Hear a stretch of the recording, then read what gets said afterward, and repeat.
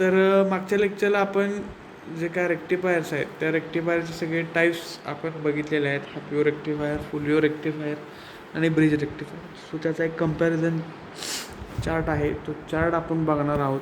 तर या कंपॅरिझन चार्टमध्ये तुम्हाला दिसेल की half wave rectifier, full wave रेक्टिफायरमध्ये डायोड्स किती वापरलेले असतात. मग नंबर ऑफ डायोड्स आहेत.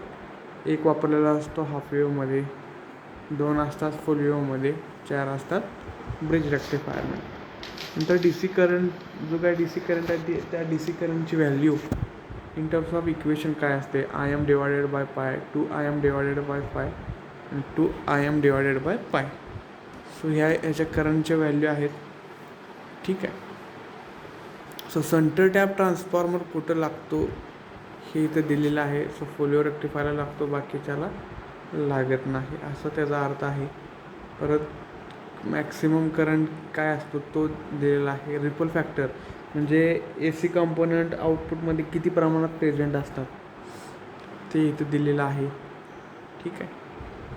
सो आउटपुट फ्रिक्वेन्सी दिलेली आहे. परत हे सगळ्यात महत्त्वाचं आहे की पीक इन्व्हर्स व्होल्टेज आणि त्याची इफिशियन्सी किती असते. सो हाफ वेव्ह रेक्टिफायरची नियर अबाउट 41% आहे.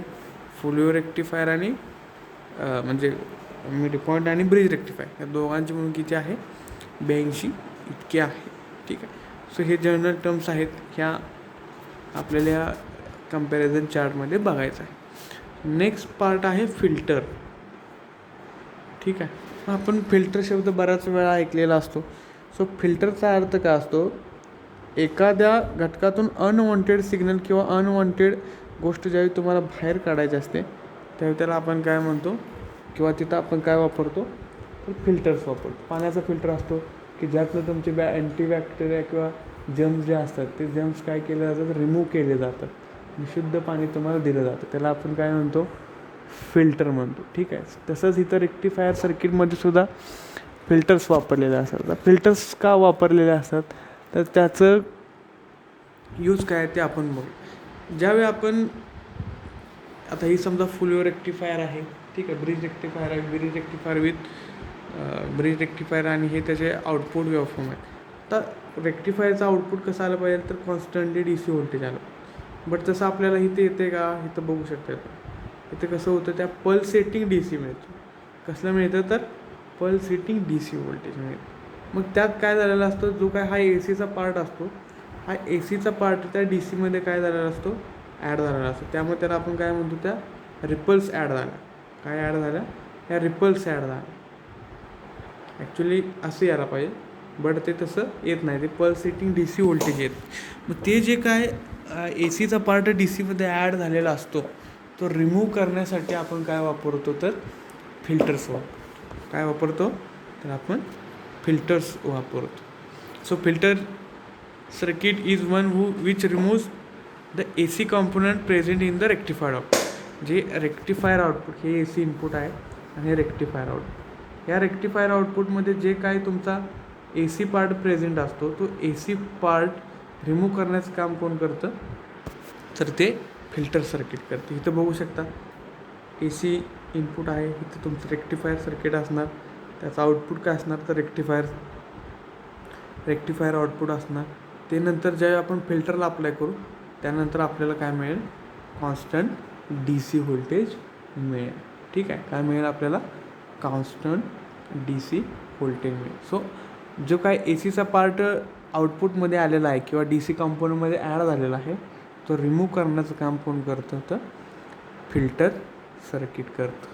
ठीक आहे. मग फिल्टरचे टाईप कुठले कुठले आहेत, तर फिल्टरचं टाईप आहे तर सिरीज इंडक्टर असतो, सिरीज कपॅसिटर असतो, एल सी फिल्टर असतो म्हणजे इंडक्टर कपॅसिटर फिल्टर असतो, आणि लास्टला एक असतो तो म्हणजे पाय फिल्टर. ठीक आहे. सो असं बेसिकली तुमचे 4 टाईपचे फिल्टर्स आहे. ही बघू शकता तुम्ही इथं, series inductor, series capacitor, L C filter आणि लास्टला कुठला आहे, तर तो पाय फिल्टर. आता हा जो काय फिल्टर्स आहेत हे 4ही फिल्टर इंडक्टर आणि कपॅसिटरपासून बनलेले असतात. कोणापासून बनलेले असतात, इंडक्टर आणि कपॅसिटरपासून बनलेले असतात. सो ज्यावेळी तुम्हाला फिल्टर शिकायचे त्याच्या आधी तुम्हाला इंडक्टर आणि कपॅसिटरच्या बेसिक प्रॉपर्टीज माहीत पाहिजे. तर बेसिक प्रॉपर्टीज कुठल्या कुठल्या इंडक्टर आणि कपॅसिटरच्या. समजा आपण जर इंडक्टर कन्सिडर केला तर इंडक्टर काय करतो, डी सी जे काय कॉम्पोनंट्स असतात त्या डी सीला तो अलाव करतो. काय करतो तर तो डी सी कॉम्पोनंटला पास करतो किंवा अलाव करतो आणि ए सी कॉम्पोनंटला तो ब्लॉक करतो. काय करतो, ए सीला ब्लॉक करतो आणि डी सीला अलाव करतो. कोण, इंडक्टर. आणि कपॅसिटर काय करतो, ए सीला अलाव करतो आणि डी सीला ब्लॉक करतो. काय करतो, ए सीला अलाव करतो आणि डी सीला ब्लॉक करतो. कोण, तर तो कपॅसिटर. ठीक आहे. सो पहिला फिल्टर बघूया, सिरीज इंडक्टर फिल्टर. पहिला फिल्टर कुठला, सिरीज इंडक्टर फिल्टर. आता सिरीज इंडक्टर फिल्टर का म्हणायचं, कारण हे जे काय रेक्टिफायर आहे, हे रेक्टिफायर आउटपुट आहे किंवा हे रेक्टिफायर सर्किट इथं बघू शकता, हे तुमचं रेक्टिफायर सर्किट आहे. ह्या रेक्टिफायर सर्किटला आणि ह्या लोडच्या मध्ये हा जो काय फिल्टर आहे हा फिल्टर सिरीजमध्ये असतो. म्हणजे आता सिरीज इंडक्टर फिल्टरमध्ये इंडक्टर वापरलेला असतो. हा इंडक्टर लोडच्या आणि रेक्टिफायर सर्किटच्या मध्ये सिरीजमध्ये असतो. त्यामुळे आपण त्याला काय म्हणतो, सिरीज इंडक्टर फिल्टर. त्यामुळे त्याला आपण काय म्हणतो, सिरीज इंडक्टर फिल्टर. मग हा जो काही इंडक्टर आहे, हा इंडक्टर काय करत असतो, तो डी सी अलाव करत असतो आणि ए सी ब्लॉक करत असतो. ह्या प्रिन्सिपलवर हा वर्क करतो. आता हा समजा हे आपण असं कन्सिडर करू, हे आपलं रेक्टिफायर सर्किट आहे. इथनं आपल्याला काय मिळालं, आउटपुटला हा रेक्टिफायर आउटपुट मिळालं. हे रेक्टिफायर आउटपुट कुठं अप्लाय होणार, तर इंडक्टर लावून. आता इंडक्टर काय करणार, ह्या डी सी कॉम्पोनंटमध्ये जे काय ए सीचं कॉम्पोनंट ॲड झालेत ते काय करणार, ब्लॉक करणार. का, तर इंडक्टर काय करतो, डी सीला ब्लॉक करतो, अलाव करतो. त्यामुळे जेवढा जो काही त्या रेक्टिफायर आउटपुटमध्ये डी सी पार्ट असेल तो डी सी पार्ट आउटपुटला मिळेल आणि ए सी जो काय पार्ट असेल तो काय केला जाईल, ब्लॉक केला जाईल किंवा रिमूव्ह केला जाईल. त्यामुळे आपल्याला आउटपुटला काय मिळेल, फिल्टर्ड डी सी व्होल्टेज मिळेल. कसं मिळेल, डी सी व्होल्टेज किंवा डी सी आउटपुट मिळेल. सिम्पली एक हा इंडक्टर आपल्याला काय करायला लागतो, पुट करायला लागतो. पण इथं पण कसं होतं, ज्यावेळी तुम्ही फिल्टर सर्किट वापरता त्यावेळी तुम्हाला 100% प्युअरली डी सी मिळत नाही. थोडासा त्यात काय राहतं, डी सी रिपल कंटेंट हे काय राहतात त्यात प्रेझेंट राहतात. ठीक आहे. सिम्पली काय करतो, हा इंडक्टर डी सीला अलाव करतो आणि ए सीला ब्लॉक करतो. त्यामुळे ह्या इथं बघू शकता तुम्ही, इथं बघा, इथं केवढे ए सी कंपोनंट प्रेझेंट होतं, त्यामुळे इथं कमी आहे. ठीक आहे. सिम्पली हा सिरीज इंडक्टर फिल्टर. नेक्स्ट आहे शंट कपॅसिटर फिल्टर. नेक्स्ट काय आहे, तर पहिला कुठला होता, सिरीजमध्ये होता, लोडच्या सिरीजमध्ये होता, त्यामुळे आपण त्याला सिरीज म्हणायचो.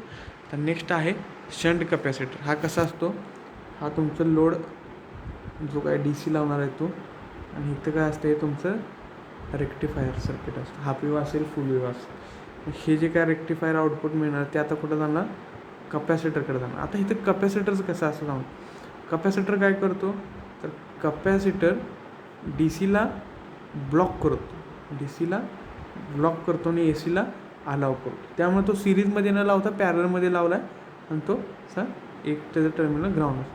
त्यामुळे काय होतं बघा, आता हे जे काय रेक्टिफायर आउटपुट आहे, रेक्टिफायर ज्यावेळी आउटपुट कपॅसिटरकडे जाईल त्यावेळी काय होतं बघा, हा कपॅसिटर इथं लोडला पॅरल असल्यामुळं ह्या रेक्टिफायर सर्किटमधलं जे काही डी सी आहे तो हा काय करेल, ब्लॉक करेल. म्हणजे हा खाली त्याच्याकडे येऊन देणार नाही, तो कुठं जाईल, डायरेक्ट पुढं पास होईल.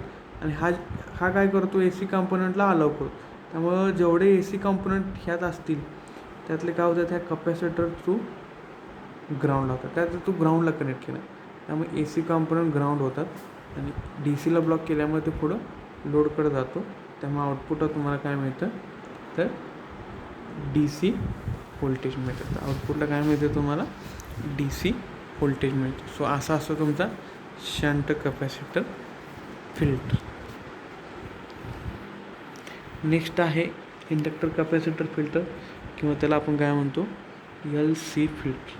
तर ह्यात काय केलेलं आहे, इंडक्टर आणि कपॅसिटर हे दोघांचं कॉम्बिनेशन केलं. काय केलेलं आहे? इंडक्टर आणि कपॅसिटरचं कॉम्बिनेशन केलेलं आहे. तर ह्यात कसं असतं मग, हे जे काय रेक्टिफायर आउटपुट आहे, हे रेक्टिफायर आउटपुट जाणार इंडक्टर. इंडक्टर काय करणार? त्याला DC अलाव करणार, AC ब्लॉक करणार. काय करणार? AC ब्लॉक करणार, DC त्यातनं पास करणार. तर ते जे काय DC आउटपुट आहे ते DC आउटपुट परत जाणार कपॅसिटर. तर कपॅसिटर काय करतो? हे जे काय इंडक्टरकडनं आलेलं जे काय आउटपुट आहे त्यातले AC त्याच्याकडे ओढून घेतो, कारण तो AC अलाव करतो. त्यामुळे त्या थ्रू ग्राउंडला काय जाणार? AC कंपोनंट जाणार आणि DC परत काय होणार? ब्लॉक केले जाणार. त्यामुळे ते पुढं ढकलले जाणार आणि ते कुठे मिळणार आपल्याला? आउटपुटला म्हणून. त्यामुळे तुम्हाला हे अशा नेचरचं आउटपुट मिळेल. सिम्पली इंडक्टर पहिल्यांदा काय करणार? AC ब्लॉक करणार, पण त्यातनं जे DCत मिसळून गेलं ते पुढं कुठं होणार?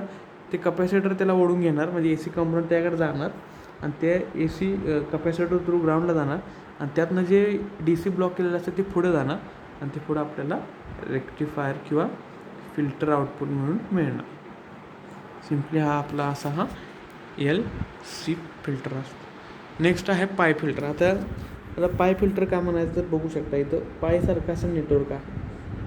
2 कपॅसिटर असतात आणि एक इंडक्टर असतं. 2 कपॅसिटर असतात आणि एक इंडक्टर असतो. सो हा इंडक्टर, 2 कपॅसिटर आहे. पायसारखं नेटवर्क असतं किंवा पायसारखं नेचर असतं, त्यामुळे त्याला आपण काय म्हणतो? तर पाय फिल्टर म्हणतो. ठीक आहे. सो ह्यात कसं असतं बघा, पहिल्यांदा हे जे काय रेक्टिफायर आउटपुट आहे, रेक्टिफायर आउटपुट कपॅसिटरला